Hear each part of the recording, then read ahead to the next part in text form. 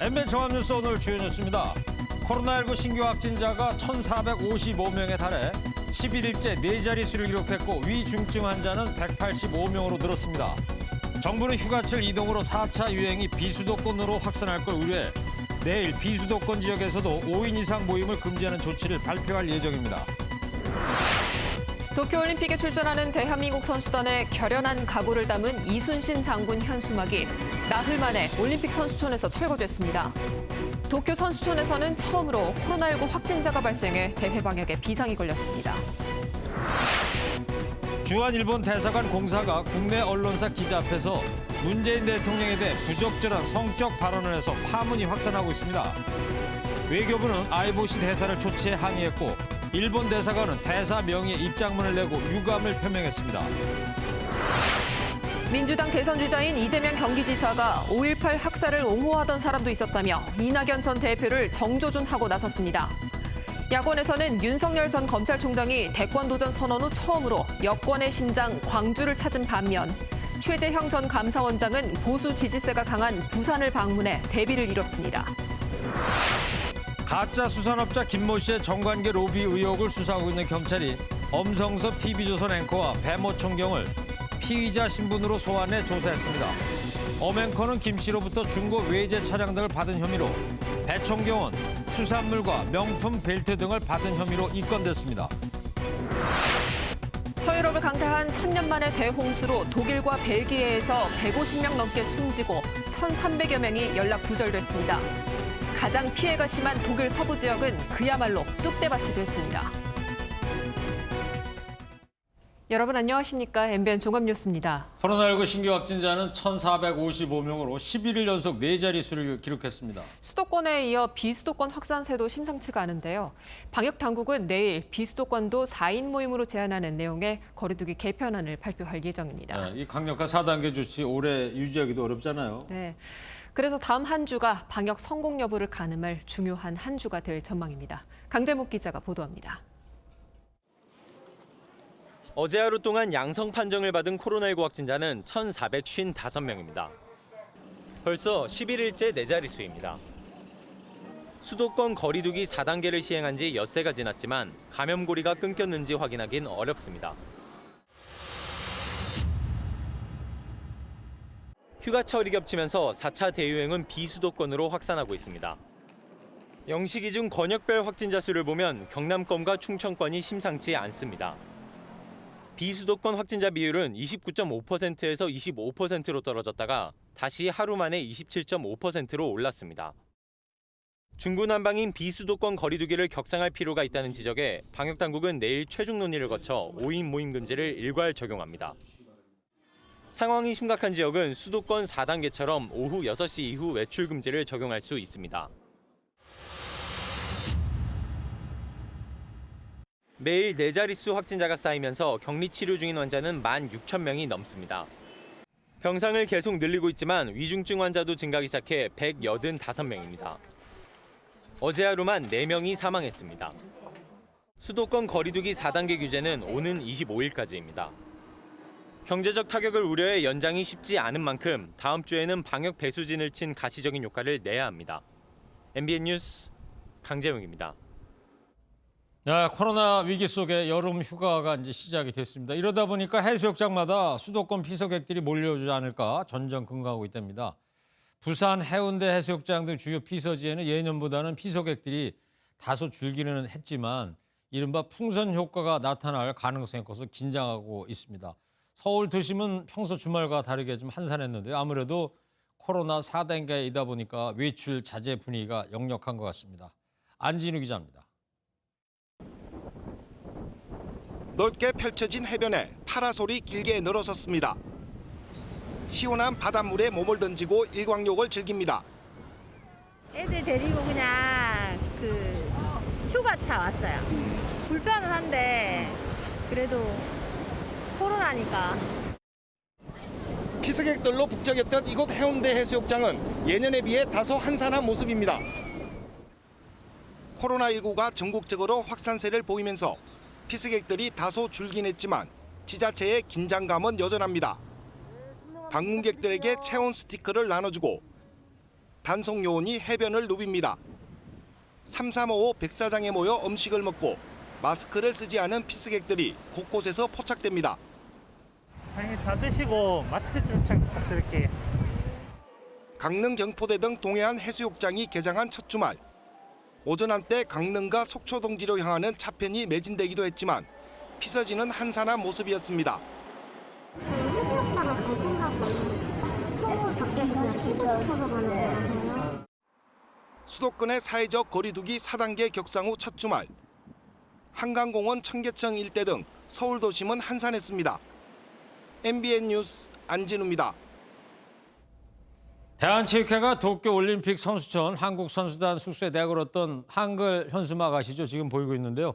신에게는 아직 5천만 국민들의 응원과 지지가 남아있사옵니다. 이순신 장군의 장계 상유 시비 순신불사 이거를 재치 있게 패러디한 건데요. 이걸 오늘 오전에 뗐습니다. 국제올림픽위원회가 정치적 선전금지 IOC 헌장 위반이래나 뭐래나 이유를 댔는데요.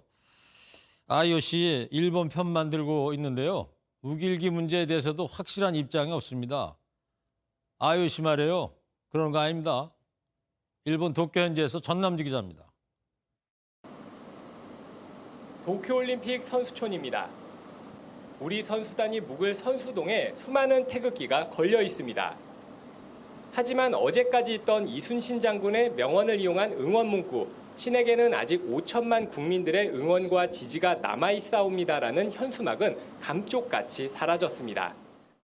일본 언론이 트집을 잡았고 결국 IOC가 이순신 장군 현수막을 정치적 선전으로 규정해 현수막 철거를 요청했기 때문입니다. 대한체육회는 IOC가 모든 올림픽 경기장에서 우길기를 사용하는 것도 제한하기로 약속하자 나흘 만에 현수막 철거를 결정했습니다. 독도 표기와 우길기 논란을 방관한 IOC가 이번 철거 과정에선 대한민국 선수단을 방문한 데 이어 서면으로도 2번이나 철거를 요구하는 균형 잃은 행태를 보였습니다. 한편 대회 기간 최대 18,000명이 투숙할 선수촌에서 코로나 확진자가 나왔습니다. 도쿄올림픽 조직위원회는 선수촌에 머물던 대회 관계자 1명이 확진 판정을 받았다면서 국적 등 자세한 내용은 공개하지 않았습니다. 선수촌에서 코로나19 확진자가 나온 건 이번이 처음입니다. 개막까지 6일을 남겨둔 상황에서 선수단 안전에 비상이 걸렸습니다. 일본 도쿄에서 MBN 뉴스 전남주입니다. 주한 일본 대사관의 소마 총괄 공사라는 사람, 이 옆에 이 사람인데요. 문재인 대통령을 향해서 부적절한 성적 막말로 파문이 일고 있습니다. 우리 외교부는 오늘 새벽에 매우 유감 입장 표명하고 일본 대사를 이례적으로 주말에 조치해서 일본 정부의 신속한 조치 요구했습니다. 공사라는 사람이 일본 대사관 내 2인자이고요. 우리말도 유창하게 잘한다는데요. 일단 조창훈 기자의 보도를 먼저 보시고요. 도대체 뭔 일이 있었던 건지, 또 일개 일본 외교 관리에 도를 넘은 망언과 이런 데도 일본을 가야 되는 건지 뉴스 추적하겠습니다. 문제의 발언으로 논란을 빚은 건 주한 일본 대사관의 2인자인 소마 히로이사 공사입니다. 국내 한 언론과의 사적 만남에서 소마 공사는 일본은 한국의 생각만큼 한일 관계에 신경 쓸 여유가 없다고 말한 것으로 전해졌습니다. 그러면서 문재인 대통령의 외교 행보를 성적 행위에 비유해 거센 파문이 일었습니다. 일본 대사관은 오늘 새벽 아이보시 대사 명의의 입장문을 내는 등 즉각 진화에 나섰습니다. 아이보시 대사는 간담 중 발언이라도 외교관으로 부적절하고 매우 유감이라며 소마 공사에 엄중 주의를 줬다고 밝혔습니다. 이어 해당 표현은 문 대통령에 대한 것이 아니었고 당시 기자에게 부적절했다는 뜻을 밝히고 해당 발언을 철회했다는 설명을 들었다고 말했습니다. 청와대는 이번 일을 엄중히 주시하고 있다며 불쾌감을 감추지 않았습니다. 응당한 외교적 조치를 취할 뜻도 나타냈는데 외교부는 곧바로 아이보시 대사를 외교부 청사로 초치했습니다. 이 자리에서 최종건 1차관은 일본 정부가 이 같은 상황의 재발 방지 차원에서 가시적이고 응당한 조치를 신속히 취해달라고 요구했고 아이보시 대사는 한국 정부의 입장을 즉시 본국에 보고하겠다고 말했습니다. MBN 뉴스 조창훈입니다. 네, 충격적인 일본 공사의 망언이 나왔습니다. 일본 외교관이 평소에도 우리에 대해서 어떤 시각을 갖고 있는지 추측하게 하는 대목이기도 한데요. 정치부 조경진 기자입니다. 예. 조경진 기자, 이번 논란의 시작점이 된 일본 공사와 기자와의 대화 말입니다. 앞에 조창 기자 리포트 보면 비공개를 전제로 해서 이야기를 했는데 이 보도 경위는 어떻게 되는 거예요? 기자들이 취재하는 과정에서 보도를 하지 않는다는 전제로 취재되는 내용에 대해서 우리가 오프 더 레코드라는 표현을 씁니다. 네. 통상 오프 더 레코드를 기사화하는 경우는 드뭅니다. 그런데 이번 경우 해당 기자는 공개 간담회 자리는 아니었지만 발언의 내용이 상식적이지 않다고 보고 보도를 결정했다고 먼저 밝히며 이 내용을 전하는데요. 네. 기자도 해당 언론사도 사안의 중대성 때문에 보도를 해야 하나 말아야 하나 이 고민이 깊었던 걸로 보여지는 대목입니다. 저런 정도 망언이면 뭐 모든 기자들이나 언론사가 보도를 하겠죠. 네, 반면에 일본 공사 입장에서는 공개 간담회도 아니기 때문에 조금 더 편하게 뱉은 말인데 이 내용이 가감없이 보도가 되다 보니 뭐 다소 억울하거나 난감하게 받아들일 수도 있겠습니다. 네. 자, 뭐 편하게 내뱉은 말이라 하더라도 가려서 해야 되겠죠. 예. 이 막말을 내뱉은 저 소마공사 저 사람 아닙니까? 네, 맞습니다. 예, 어떤 사람이에요? 쉽게 말하면 한국통입니다. 일본 대사 다음으로 넘버 2에 해당합니다. 이 총괄공사 자리에 온 건 지난 2019년입니다. 물론 그전에도 주한 일본 대사관에서 여러 차례 근무한 적이 있습니다. 대학은 일본에서 졸업했지만 한국 대학에서 연수를 한 지안파로 꼽힙니다. 그럼 뭐 우리말도 아주 능통하게 하겠네요.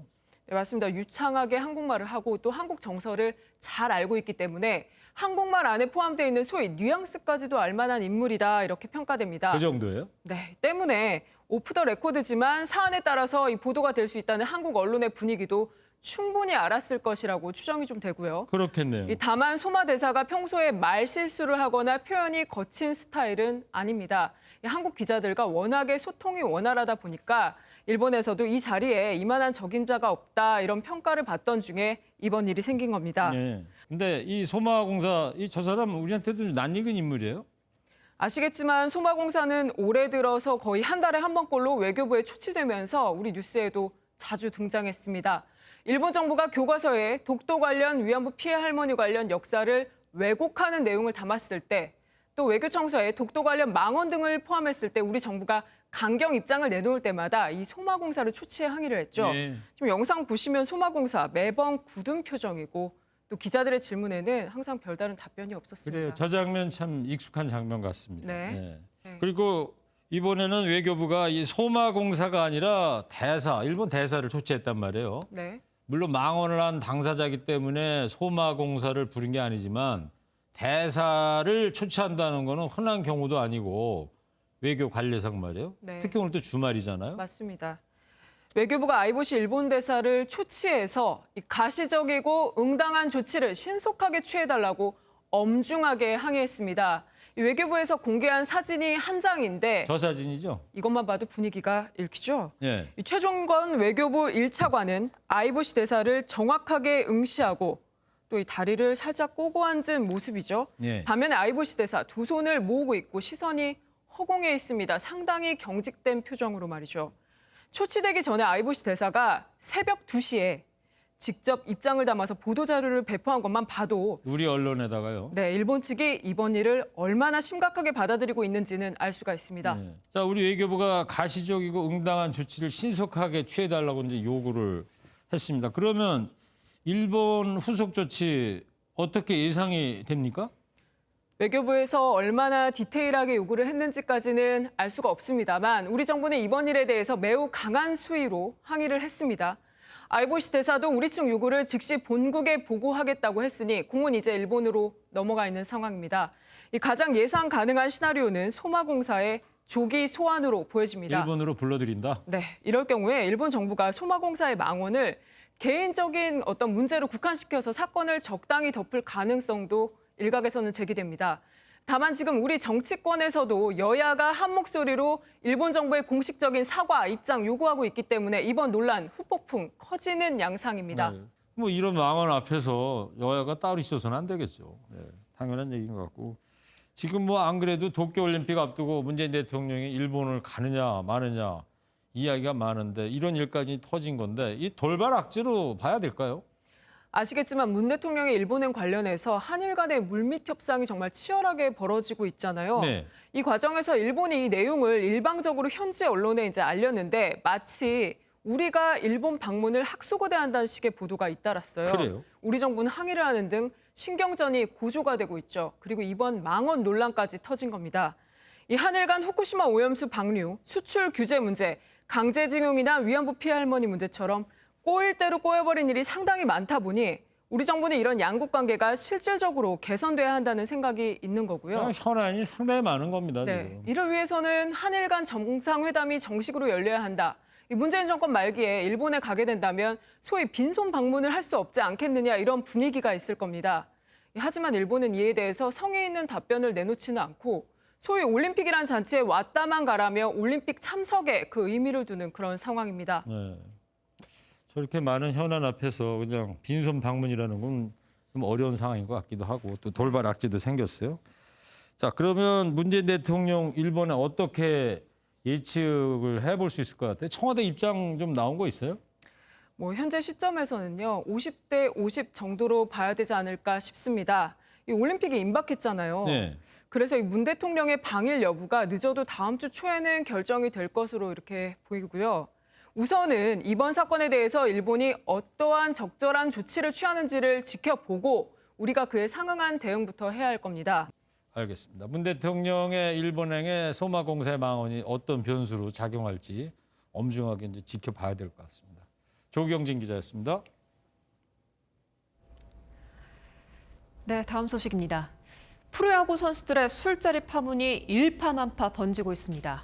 다수의 확진자가 발생하면서 리그가 중단된 데 이어 이번에는 다음 주에 개막하는 도쿄올림픽에도 문제가 생겼습니다. NC 박민우에 이어서 키움의 한현희 선수가 대표팀에서 하차했는데요. 먼저 서영수 기자의 기사를 보시고요. 프로야구 선수들의 술자리 파문, 그 전말을 뉴스 추적하겠습니다. 프로야구 선수들의 술자리 파문이 벌어진 서울 강남의 호텔입니다. 이 호텔은 잠실 야구장까지 차로 10분이면 갈 수 있을 정도로 가까운 거리에 있어서 지방구단 선수들이 서울 원정 경기를 올 때 자주 이용하는 곳으로 알려졌습니다. 이곳에서 외부 여성과 술자리를 가진 것으로 확인된 키움의 한현희가 올림픽 대표팀에서 자진 하차했습니다. 술자리 파문으로 태극마크를 반납한 건 NC 박민우에 이어 두 번째입니다. 한현희를 포함한 키움 선수 2명은 원정 경기 기간이던 지난 5일 새벽 지인의 연락을 받고 수원 숙소를 이탈해 이곳에서 외부 여성과 술을 마셨습니다. 해당 여성은 프로야구 중단 사태를 불러온 NC 선수들의 술자리에도 동석한 인물입니다. 한현희는 자필 사과문을 내고 엄중한 시국에 잘못된 행동으로 팬 여러분께 실망을 드렸다고 고개를 숙였습니다.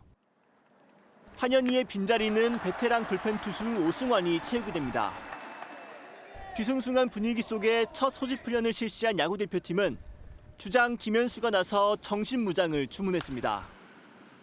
프로 선수들이기 때문에 자기가 책임져야 된다고 생각을 잘하고 자기 하나가 잘못하면 이렇게 큰 사건이 일어날 수도 있다고 생각을 해야 된다고. 올림픽 개막이 불과 일주일 앞으로 다가온 가운데 국가대표 선수들의 잇따른 일탈이 드러나면서 대표팀을 바라보는 야구 팬들의 시선은 싸늘하기만 합니다. MBN 뉴스 서영수입니다.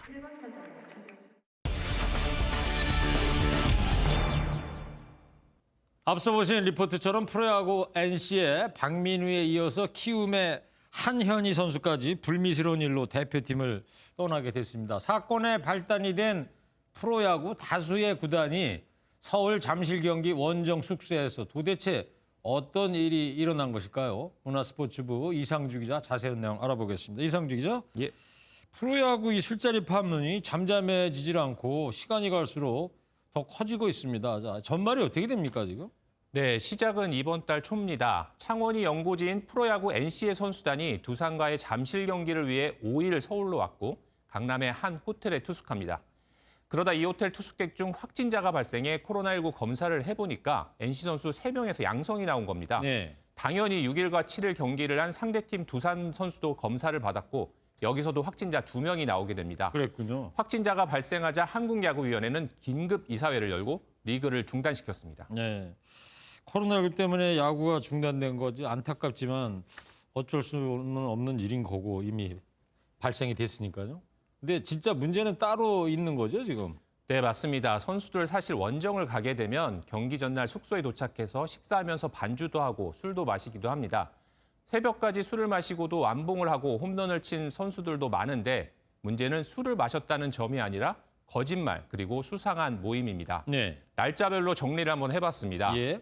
4일, 일요일인데요. 하나 선수 1명이 먼저 여성 2명과 이 호텔방에서 술자리를 하고 이어 다른 2명이 같은 여성과 또 술을 마십니다.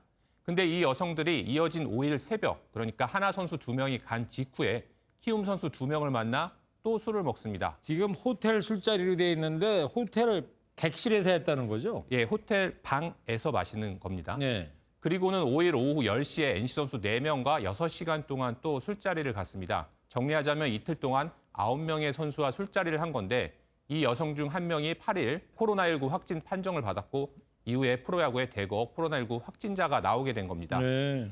야구가 중단되고 14일 강남구청이 역학조사를 해보니까 거짓말도 드러났습니다. 어떤 거였습니까? 애초 NC 선수들은 방에만 있었다며 모임 자체를 숨겼고요. 나중에는 치맥만 했다고 했는데 CCTV 결과 외부 여성 2명과 새벽 4시를 넘기면서 술자리를 한 것이 드러난 겁니다. 네. 역학조사 과정에서 이제 거짓말한 선수가 있다는 건데 이러면 방역법 위반되는 거 아닙니까? 네, 강남구는 확진 이후 동선을 허위 진술한 혐의로 NC 다이노스 선수 등 5명의 수사를 경찰에 의뢰했습니다. 그런데 경찰 수사는 사실상 지금 어려운 상황인데요. 수사를 받아야 하는 선수들이 코로나19 확진 상태라 경찰도 섣불리 수사를 시작하지 못하는 것으로 전해집니다. 이 확진 판정받은 선수들은 지금 어떻게 하고 있어요? 네, 선수들은 지금 자가격리 상태입니다. 그리고 아까부터 술자리에 여성 2명 얘기가 계속 나오는데 어떤 분들이에요? 네, 이 여성들 먼저 여성 2명이 호텔에서 장기 투숙 중이었습니다. 한 명은 지난달 28일, 또 다른 한 명은 하루 뒤인 29일 체크인을 했습니다. 그런데 이 호텔은 지방구단이 잠실 야구장 원정 때 자주 사용하는 단골 숙소입니다. 그러니까 장기 투숙을 하면서 자연스럽게 한화, 키움, NC 등의 선수들과 접촉을 한 겁니다. 그러니까 하나나 NC나 지방에서 선수들이 오면 이 호텔에 묵는다 이런 얘기죠? 예, 그렇습니다. 지방구단들이 자주 이용하는 호텔이고요. 예. 때문에 여성이 어떤 이유로 선수들을 만난지는 정확히 말씀드리기가 사실 쉽지 않습니다. 예, 어떤 점이 다만 있어요? 우연한 만남이 아니라는 점입니다. 키움 선수 2명의 경우에는 이 숙소가 아닌 수원에 체류하고 있었는데 어떤 지인의 연락을 받고 숙소를 무단으로 이탈해 강남의 이 호텔까지 옵니다.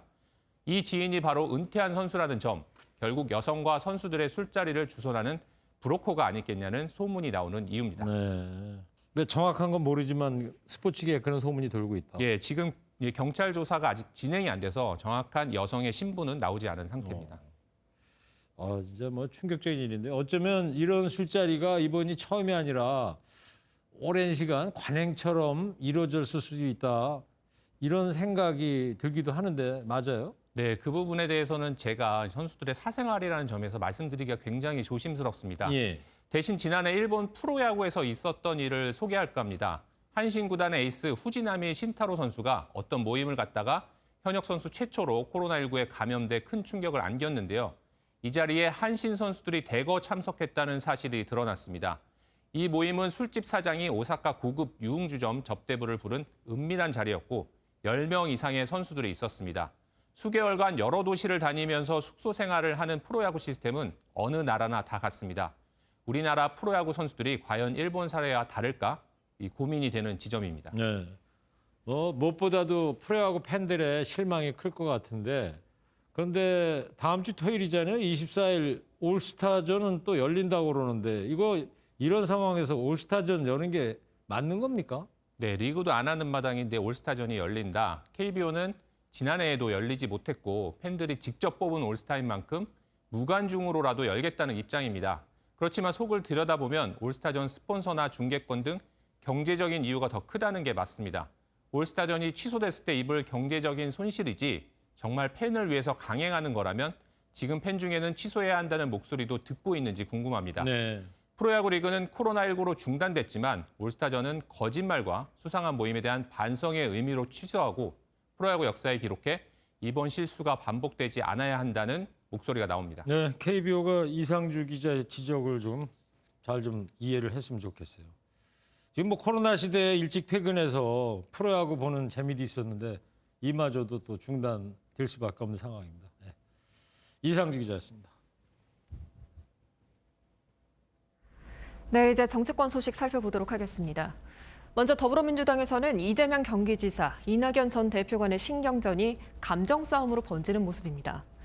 이 지사가 이 전 대표를 향해서 과거 보수 정권을 옹호했다가 태세 전환을 했다고 비판하자 이 전 대표 측은 지지율 격차가 줄어들자 네거티브 선거를 하고 있다면서 맞받았습니다. 김순철 기자입니다. 이재명 경기지사는 대표적 공약인 기본소득을 후퇴시켰다며 말바꾸기 공세를 이어간 이낙연 전 대표를 두고 태세 전환이 더 큰 문제라고 비판했습니다. 5.18 학살을 옹호하던 사람도 있지 않습니까? 또 박정희 찬양하는 분도 계시잖아요. 이낙연 대표가 내가 누구라고 말씀드리기는 그렇고. 이 전 대표는 기자 시절 전두환 씨를 이 나라의 위대한 영도자라고 표현해 논란이 일었고 2016년 전남지사 시절엔 박정희 전 대통령 100주년 기념사업회 추진위원회에 부위원장으로 이름을 올렸다가 철회한 바 있습니다. 떳떳하진 않습니다. 부끄럽습니다. 그 당시에 저는 아주 햇병아리 기자여서 언론 자유운동에 끼어들지도 못할. 이 전 대표 측 핵심 관계자는 점잖게 경쟁하자던 이 지사가 줄어든 지지율 격차에 조바심을 내며 네거티브 선거를 하고 있다고 주장했습니다. 정세균 전 국무총리도 여배우 스캔들 의혹 관련 질의 과정에서 바지 발언을 한 이 지사를 비판했습니다. 저의 취지와는 다르게 반응이 나온 것이죠. 그래서 제가 도대체 이게 무슨 일인가 하고 아주 황당한 그런 상황이었거든요. 민주당이 대선 후보 경선 일정을 연기하는 쪽으로 가닥을 잡은 가운데 후보들 간의 신경전은 더욱 치열해질 것으로 보입니다. MBN 뉴스 김순철입니다. 야권에서는 윤석열, 최재형 두 대선 주자가 오늘 대비된 행보를 보였습니다. 윤 전 총장은 대권 도전 후 처음으로 여권의 심장 광주를 찾았고 최 전 원장은 국민의힘 입당 후 첫 행선지로 야권 지지세가 강한 부산을 택했습니다. 원중희 기자입니다. 광주를 찾은 윤석열 전 검찰총장은 가장 먼저 국립 5.18 민주화 묘지를 참배했습니다.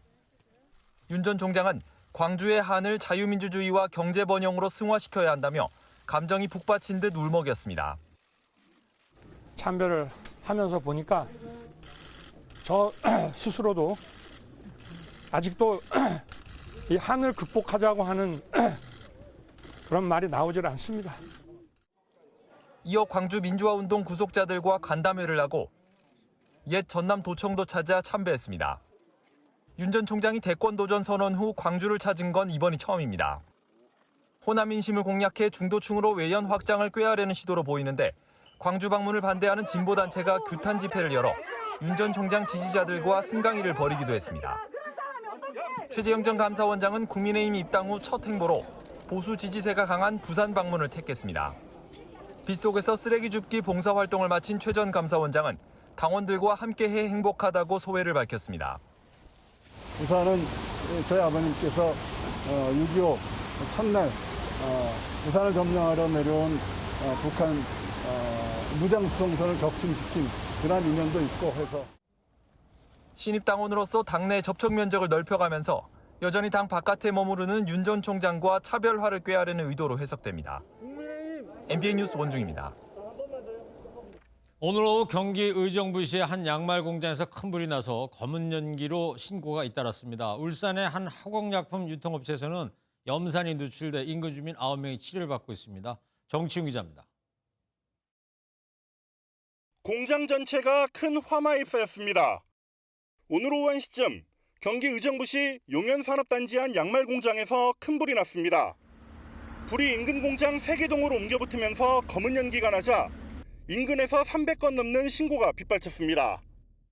폭염 속에 한때 인접 소방서까지 출동하는 대응 2단계가 발령되고 헬기가 출동했지만 2시간 40분 만에 큰 불이 잡혔습니다. 화재 당시 공장 내부 직원들은 모두 대피한 것으로 파악됐습니다. 저 신고가 들어오면서 다 인근으로 지금 뭐 대피는 됐다고 얘기가 들려왔어요. 2개 집안 정도로 지금 됐는데 건물이 좀 붙어 있어서. 자정 넘은 시간 울산의 한 화공약품 유통업체에 보관 중인 염산 탱크가 샜습니다. 소방당국이 급히 탱크 균열 부위를 밀봉하는 등 방제 작업을 벌였지만 5.5톤가량의 염산이 누출됐습니다. 현장에서 인명피해는 없었지만 인근 마을 주민 9명이 호흡곤란을 호소해 병원에서 치료를 받고 있습니다. 중부고속도로에서는 승용차등 5대가 연달아 추돌하는 사고가 났습니다. 사고 충격으로 차량 한 대가 전소했고 5명이 병원으로 옮겨져 치료를 받고 있습니다. 경찰은 뒤따르던 차량이 정체된 차량을 미처 발견하지 못하고 부딪힌 것으로 보고 경위를 조사하고 있습니다. MBN 뉴스 정춘입니다. 가짜 수산업자 김모 씨의 정관계 로비 의혹을 수사 중인 경찰이 앵커와 경찰총경을 오늘 소환했습니다. 두 사람은 청탁금지법 위반 혐의 받고 있습니다. 송기준 기자입니다. 가짜 수산업자 김모 씨로부터 금품을 받은 의혹을 받는 엄성섭 TV조선 앵커가 오늘 오전 10시쯤 소환돼 8시간 만에 귀가했습니다. 조사를 받고 나온 엄앵커는 간단히 입장을 밝혔습니다.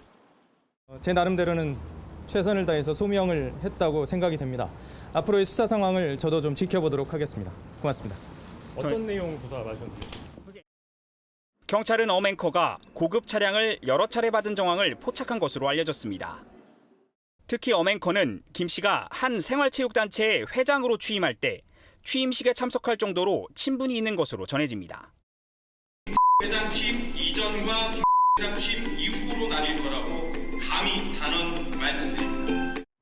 이번 의혹에 연루된 또 다른 인물 전 포항 남부경찰서장 배모 총경도 경찰에 소환됐습니다. 배 총경은 김 씨로부터 수산물과 명품 벨트 등을 받은 혐의를 받고 있는데 배 총경은 직위 해제된 상태입니다. 현재까지 입건된 인물은 김 씨를 포함해 7명으로 앞서 경찰은 이동훈 전 조선일보 논설위원과 이모 검사를 조사한 바 있습니다. 경찰이 수사에 속도를 내고 있는 만큼 가짜 수산업자로부터 차량을 제공받았던 것으로 알려진 박영수 전 특별검사도 조만간 수사선상에 오를 것이란 전망이 나옵니다. MBN 뉴스 송기준입니다.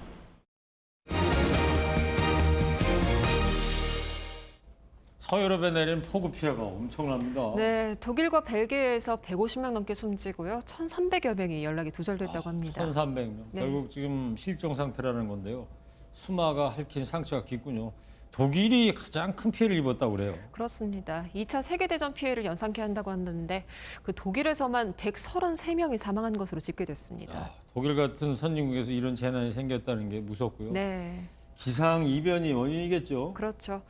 독일 기상청은 1000년 만의 폭우로 설명을 하는데 결국에는 지구 온난화 영향이라고 합니다. 전광열 기자입니다. 폭우로 불어난 급류에 집 한 차가 둥둥 떠내려오다 물속에 반쯤 잠겨있던 나무 한 그루를 넘어뜨립니다. 라인강과 모젤강이 만나는 지점에 있는 독일 서부 도시 코블렌츠는 침수 위기에 놓였습니다. 수마가 핥히고 간 자리에는 엄청난 규모의 땅꺼짐 현상이 발생했습니다. 피해 지역을 공중에서 찍은 영상을 보면 한숨만 나옵니다. Man baut hier alles auf und auf einmal wird alles zerstört. Das ist schrecklich. 피해가 가장 심한 독일 서부 지역은 그야말로 쑥대밭이었습니다. 물난리로 서유럽에서 발생한 사망자가 150명을 넘었는데 독일에서만 133명이 목숨을 잃었습니다. You expect it maybe in poor countries, but you don't expect it here. So many people dead. 독일 기상청 대변인이 1000년 만에 대홍수라고 탄식한 가운데 유럽 기후 전문가들은 이번 홍수는 온실가스 때문인 지구 온난화 탓이며 온난화를 막지 못하면 더 큰 물난리가 자주 올 것이라고 경고했습니다. MBN 뉴스 전광열입니다. 야생동물 번식철인 요즘 어미를 잃은 새끼동물들이 발생하고 있습니다. 너구리에 오리, 고라니, 새까지 다양합니다. 보게 되면 안타까운 마음이 드는 게 인지상정인데 그렇다고 해서 집에 데려가서는 안 되겠습니다. 발견 즉시 구조센터에 연락하는 것이 최고의 도움법이라고 하니까요. 참고하시기 바랍니다. 김영현 기자입니다. 소방서 한쪽 포획틀 안에 새끼 너구리가 엎드려 있습니다. 건물 지하주차장에 나타난 걸 주민이 신고해 구조한 겁니다.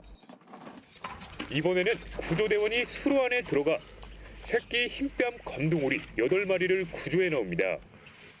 지난달부터 구조센터에 들어오는 야생 동물들은 하루 평균 20마리 이상, 절반이 새끼들입니다. 6, 7, 8월 들어서 번식기가 시작됐는데 새끼 동물들, 아직 인지 능력이나 신체 능력 발달하지 못한 친구들이 많이 있는 시기예요. 이렇게 야생동물 구조센터로 옮겨진 새끼들은 자연으로 돌아가기 전까지 치료와 함께 보호를 받게 됩니다. 구조된 새끼 대부분은 건강 상태가 양호합니다. 하지만 안타까운 마음에 주민들이 데려갔던 동물에게는 적지 않은 문제가 생깁니다. 2주 동안 사람 손에서 자란 새끼 흰뺨 검정오리는 날개가 꺾여 자연으로 돌아가기 어려워졌고, 먹이를 잘못 준 새끼 고라니는 영양 결핍으로 일어설 수 없는 지경. 새끼 수리 부엉이는 다리뼈가 변형돼 결국 안락사됐습니다. 어미를 잃은 친구들 주변에는 보통 부모들이 다 옆에 있어요. 발자국이나 흔적 같은 거를 다 파악을 한 후에 이제 새끼를 이송해야 되는데. 동물 전문가들은 길 잃은 야생동물을 발견했을 때 최선의 방법은 구조센터에 신고하는 거라고 조언합니다. MBN 뉴스 김영현입니다. 세종시에서 공무원 특별공급이 폐지된 후 첫 아파트 분양이 시작됐는데요. 이번에는 청약 광풍이 불 조짐입니다. 시세 차익만 수억 원, 세종시에 살지 않아도 청약할 수 있는 데다가 1주택자도 당첨이 가능한 물량이 있습니다. 세종시가 전국구 투기판이 되는 것 아니냐는 우려 나오고 있습니다. 이병주 기자입니다. 세종시 산울동에 들어서는 1350세대 규모 아파트 공사 현장입니다. 입주자 모집 공고를 내고 본격적인 분양 일정에 들어갔는데 세종시 이전 기관 종사자의 40% 물량이 돌아가던 특별 공급이 폐지된 이후 첫 분양입니다. 이에 따라 전체 물량 가운데 80% 이상인 1100세대가 일반에 공급되는데 세종 거주민뿐 아니라 전국에서 청약할 수 있습니다. 세종시로 유입되는 인구를 늘린다는 기존 방침에 따라 일반 공급 물량의 50%는 세종시민에, 나머지 50%는 전국에 배정됩니다. 특히 전용 85제곱미터 이상 아파트가 1000세대가 넘는데 절반은 추첨제로 1주택자도 넣을 수 있고 가점도 필요 없습니다. 주변 시세 대비 4억 원가량의 차익도 예상되면서 온라인으로 진행한 견본주택 홍보에 6만 8천 명이 접속하는 등 청약 과열 조짐이 보이고 있습니다. 전화 문의는 지금 거의 폭주 상태라고 볼 수 있습니다. 전국 청약이다 보니까 이제 여기 청약을 해도 되는 건지 이런 것들과 문의가 많으시고요. 국토교통부는 이번 청약 결과를 지켜본 뒤 충청권 비율 확대 등 세종시 청약제도 전면 개편 여부를 결정한다는 방침입니다. 하지만 수도권 청약이 3중 규제로 막혀 있는 상황에 세종시만 물꼬를 터주면서 전국구 투기판이 되는 것 아니냐는 우려가 나옵니다. MBN 뉴스 이병주입니다. 바라보기만 하면 여지없이 화창한 하늘이었습니다. 하지만 밖에 1분도 채 서 있기 힘들 정도로 찜통 더위가 지속됐는데요. 어제 서울의 한낮 기온은 35도까지 치솟으면서 올 들어 가장 더운 날씨를 기록했는데 어제만큼은 아니지만 서울의 한낮 기온 33도 가까이 올랐고요. 내일도 오늘과 비슷하게 무덥겠습니다. 시간당 30mm 안팎의 강한 소나기도 예보돼 있습니다. 대기가 불안정해지는 낮부터 밤 사이 전국 대부분 지역에 적게는 5mm에서 많은 곳은 80mm 이상의 폭우가 쏟아지겠습니다.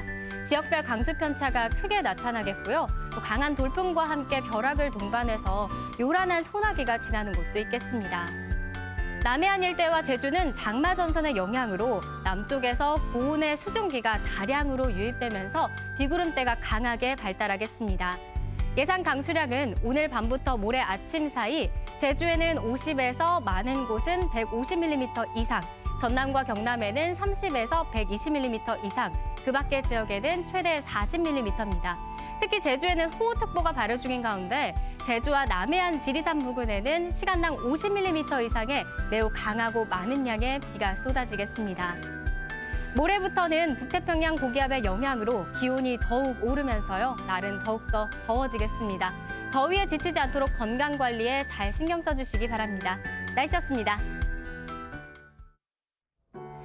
짜잔! 오늘 영상 속으로에 담긴 이 꽃은 과연 무엇일까요? 보랏빛 그죠? 라벤더 아니 라벤더? 딩동댕 맞습니다. 네. 저희 김원 기자가 촬영한 경기도 라벤더 정원인데요. 그 보랏빛 향기가 여기까지 퍼지는 것 같습니다. 그러니까 네. 김 기자가 시청자분들 위해서 좋은 영상 담아. 네. 라벤더가 우울증 치료에도 효과적이어서 향기 테라피 많이 하거든요. 그런데 오늘은 영상 테라피가 되지 않으셨을까 하는 생각 듭니다. 네. 보니까 뭐 프랑스 여행 간 기분도 들고. 네. 영상으로 이제 휴가도 대신하는 것 같습니다. 그런가요? 우리 시청자 여러분들께서도요. 더위에 또 코로나에 지쳤던 마음 잠시나마 편안하셨길 바랍니다.